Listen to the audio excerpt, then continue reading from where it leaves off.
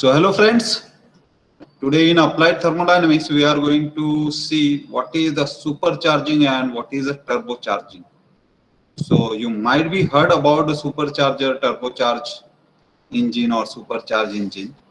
So we will see what is it means and how different varieties are there, how it is going to work to do the intended function.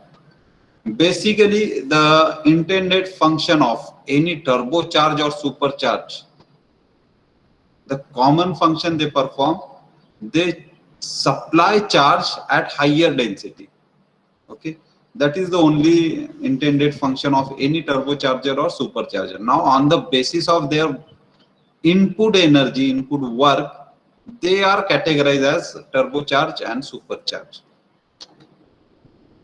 Now, this slide showing the actual difference in natural aspirated and supercharged or turbocharged engine. Naturally aspirated, that means there is no any kind of external supercharger device or turbocharger device.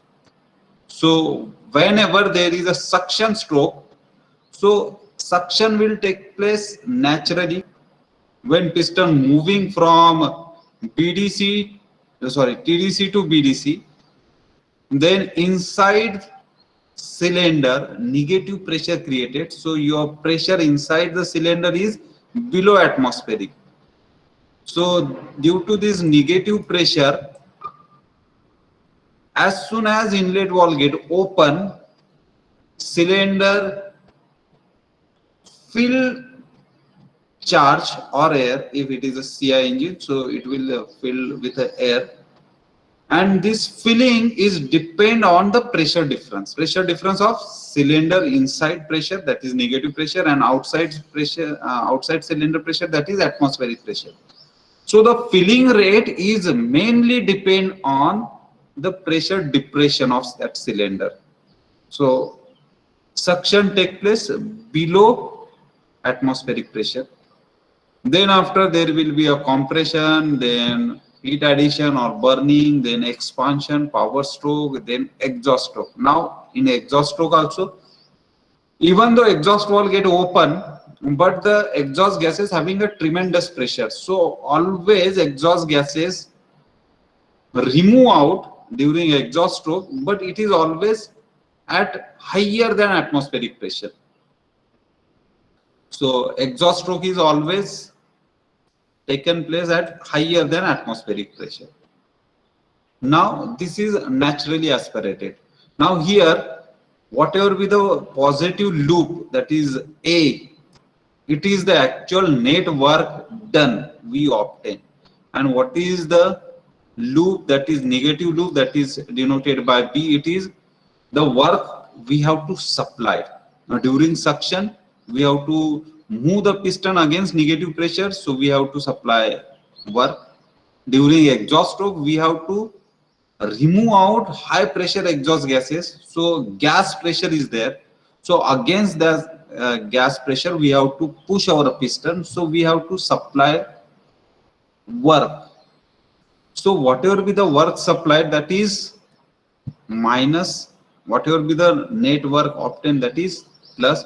So when we go for mean effective pressure, so we consider this negative loop as a minus. So area positive loop A minus area positive negative loop B divided by indicator diagram length multiplied by spring constant. So here we are minus, that is deducting this negative loop. This is naturally aspirated engine. Now if we supplied suction of a charge at higher than atmospheric, how it is possible? So we will use any blower or any supercharger or any turbocharger. Its main function is to suck air from atmosphere, compress it to some higher pressure, so its density will increase, and that high density air by force we are supplying into cylinder. So suction stroke is above atmospheric when we are talking about a supercharged engine. So now here suction does not depend on the negative pressure created by piston movement. When piston moving from TDC to BDC, so negative pressure created, but that is not actual cause to fill the charge.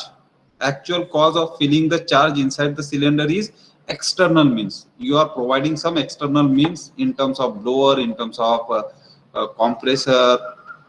So supercharger or turbocharger, their main function is to suck atmospheric pressure air, compress it to some higher value, then high density charge we are forcefully supply into the cylinder. So our suction stroke is taken place above atmospheric. So during suction already our charge is at higher pressure. When this higher pressure charge is compressed during compression, so its pressure rises more than your naturally aspirated engine. When heat addition takes place, so power intensity will be more. So we get a larger expansion work. So power output is increased because high pressure air, high pressure charge, after compression it reach to little bit more pressure. When this charge get burned, so tremendous pressure will be there, and during expansion it will give more power output. So that is the best or main objective of providing supercharger or turbocharger. We get a larger output from the same cylinder if we use supercharge or turbocharge. But the drawback is that as the intake is above atmospheric, proportionally your exhaust also above atmospheric but beyond the range of naturally aspirated. So suppose naturally aspirated engine exhaust gases remove at 300 degrees centigrade. So supercharge or turbocharge might be possible. They are removing exhaust gases at 400 because exhaust gases are at higher temperature. When we are calculating mean effective pressure, so we have to consider both loop as a positive because it is beyond above atmospheric. So total net work, so area A plus area B. In naturally aspirated, area A minus area B. So total mean effective pressure also higher for supercharged engine. So hopefully you come to know what is a naturally aspirated engine and supercharged engine. Now the objective of supercharging, to increase the power output, as I said, higher intake charge. Why higher intake charge? Because volume is same, but when forcefully we are high density air or high density charge is supplied to cylinder, that means same volume but more mass is there. So when more mass is there, so power output will be higher. Next objective, to reduce the weight to power ratio.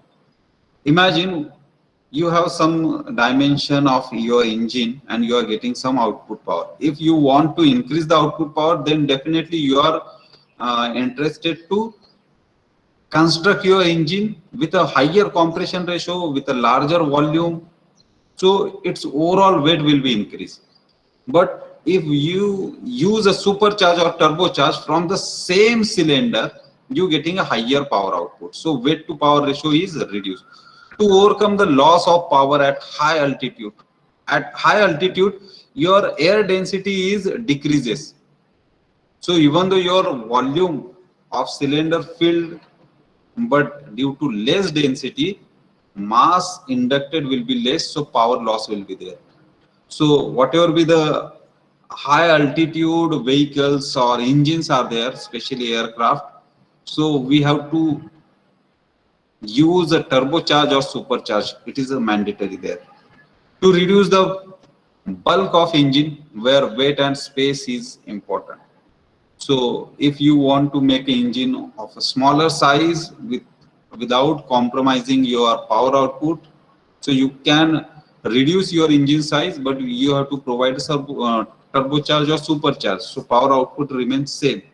So it is possible when the space and weight is more concerned.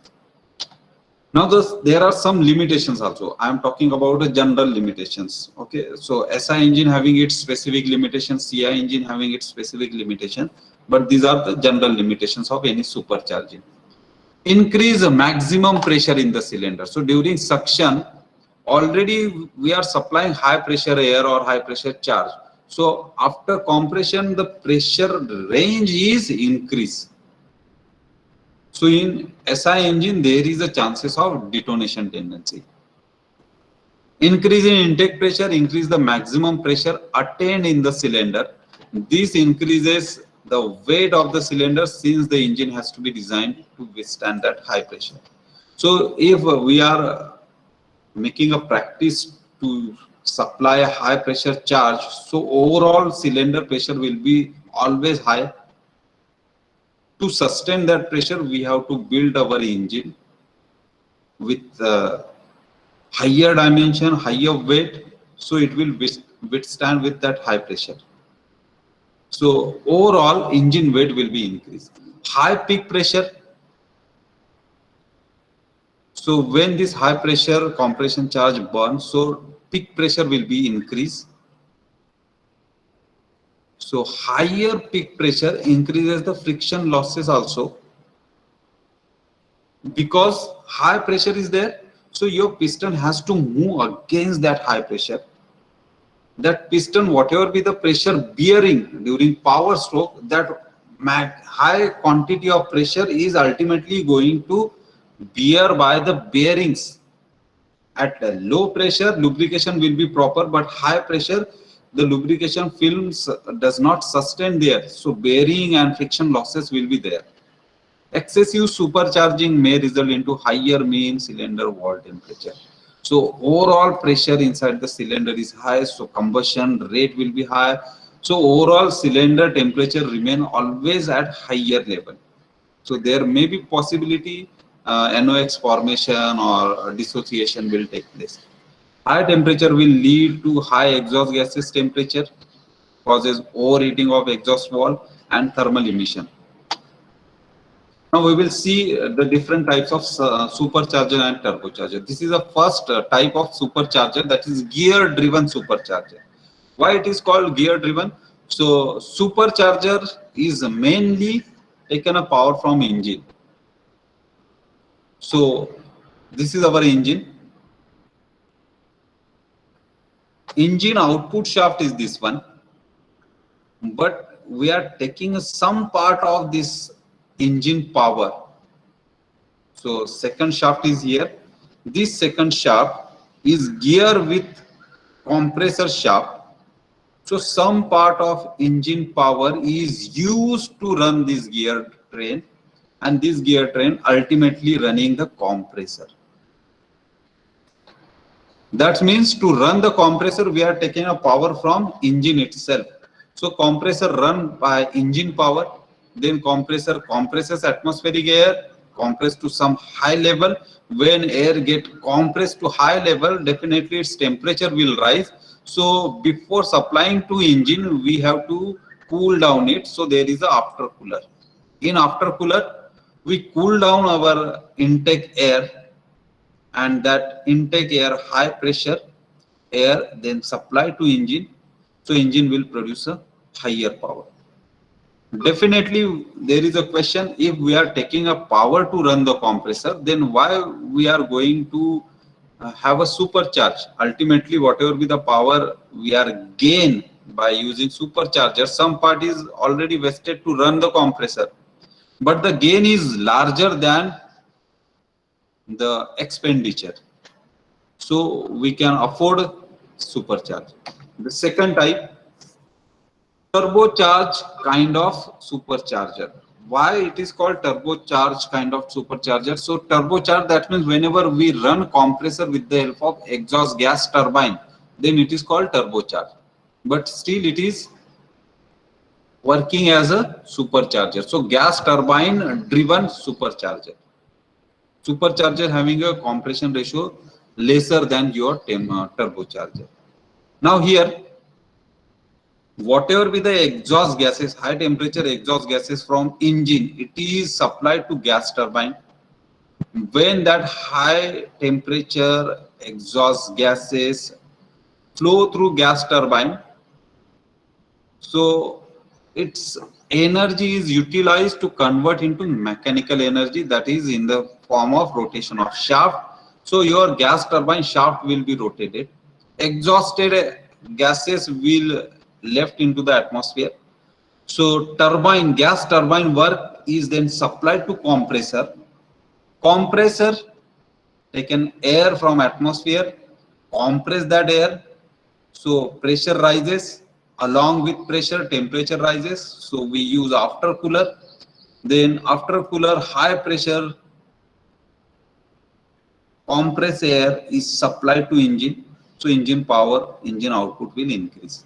So here we are using high temperature exhaust gases to run our compressor, that is supercharger compressor. So it is called turbocharge or gas turbine driven supercharger.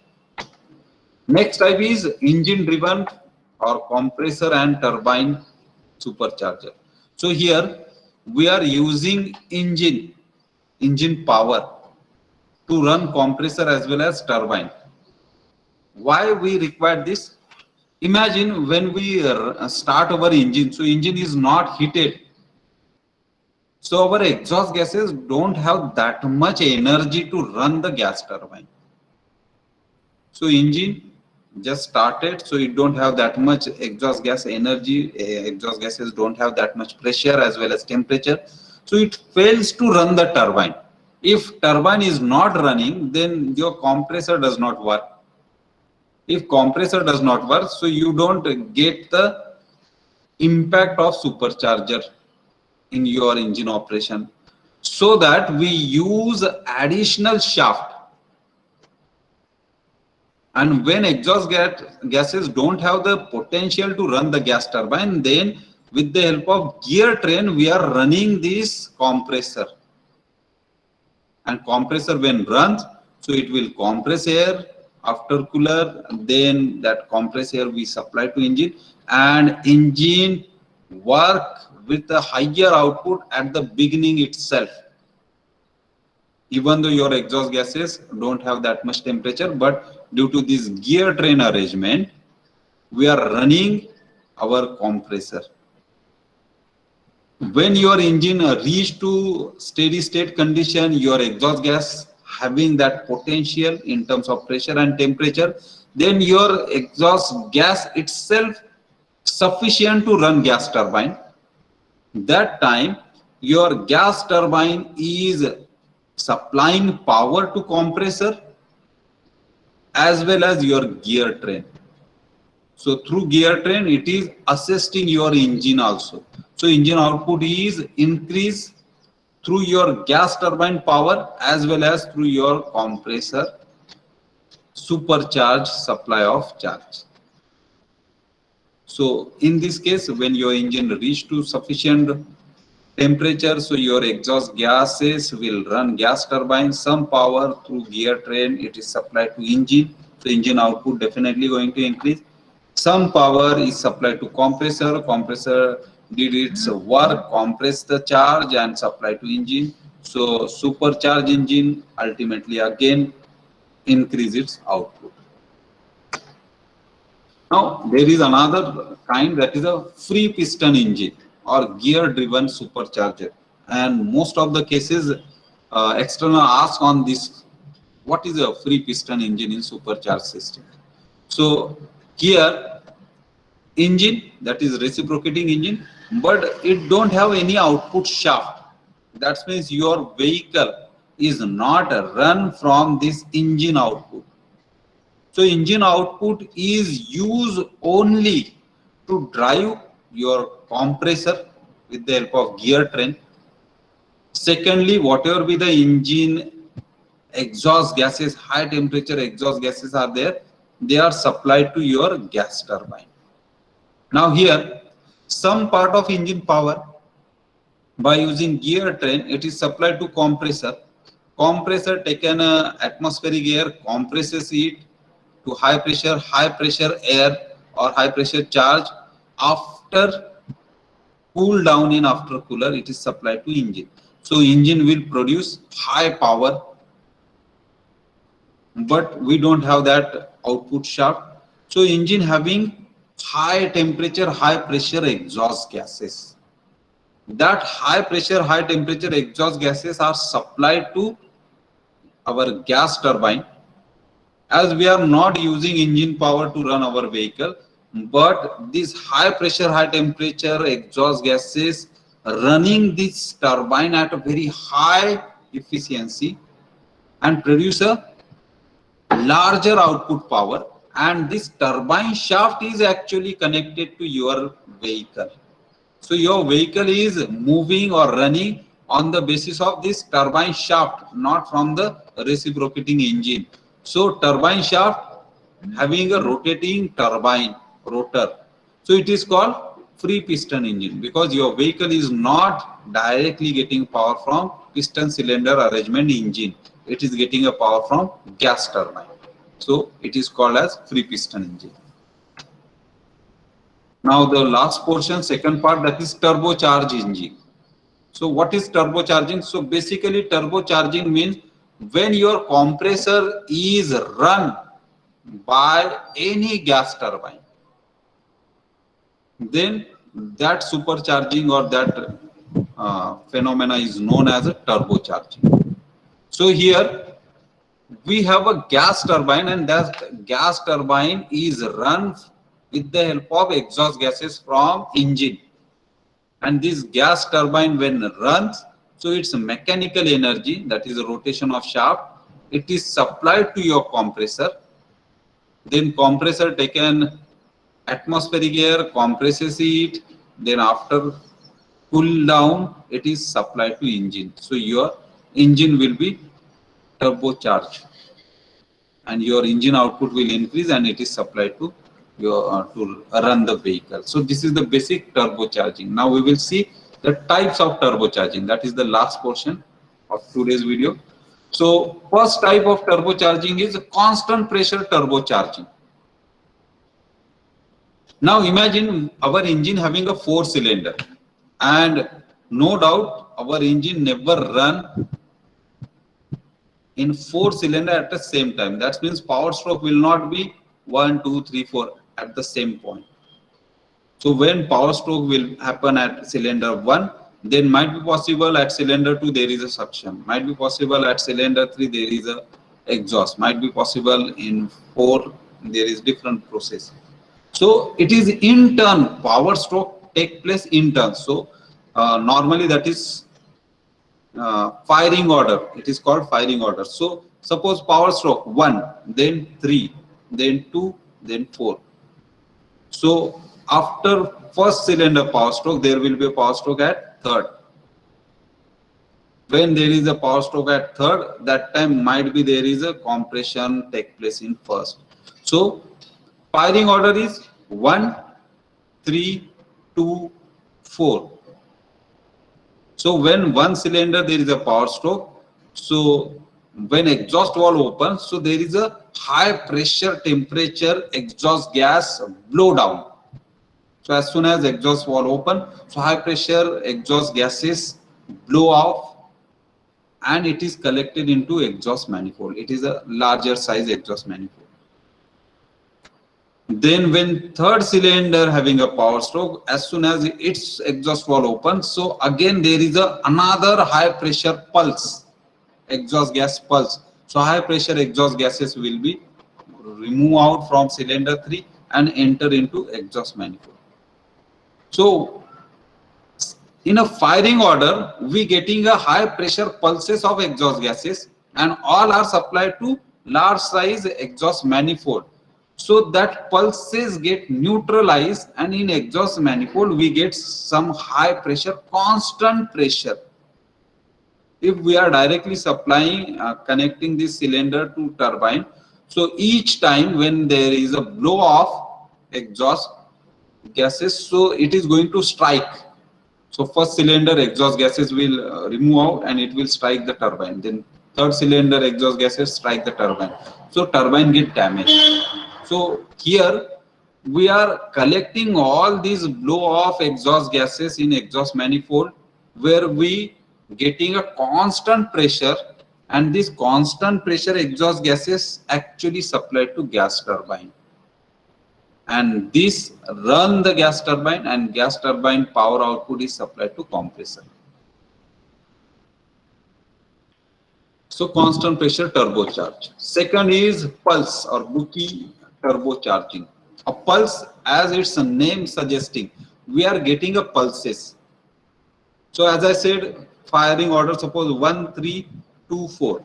So 2 and 1 is coupled as a small exhaust manifold. So when there is a first cylinder exhaust, so high pressure, high temperature exhaust flow will be there, and it is supplied to gas turbine. Then after third cylinder having a power stroke, during exhaust it get high pressure, high cylinder exhaust gases, it is supplied to turbine.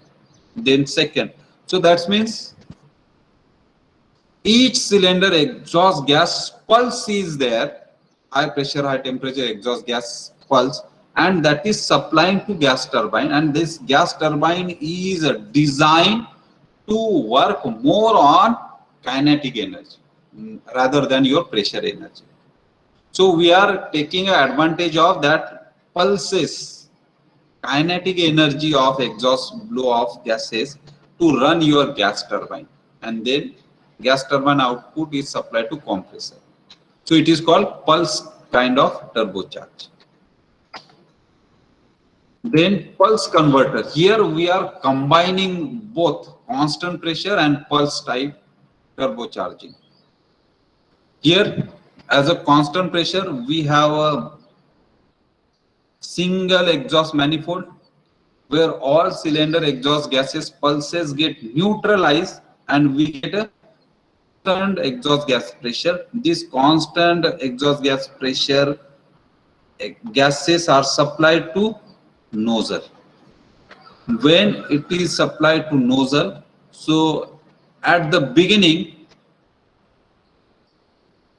pressure drops and kinetic energy increases, because this is a nozzle, so decreasing atmospheric cross sectional area. So when your high pressure exhaust gases passing through nozzle, so pressure drop take place and kinetic energy increases. The effect is that when there is a pressure drop, so in exhaust line there is always negative, so negative pressure as compared to manifold. So always there is a scavenging process, so scavenging become effective. Then after, when your exhaust gases, high kinetic energy exhaust gases passing through a diffuser diverging section, so kinetic energy reduces, your pressure increases, and this high pressure exhaust gases at the end of diffuser we are supplying to gas turbine. So our gas turbine work is increased, and this high mechanical energy from gas turbine is supplied to compressor. So here we are using both constant pressure turbocharged system advantages as well as pulse turbocharged system advantages. So we are combining the advantages of both system and utilize as a pulse converter turbocharge engine.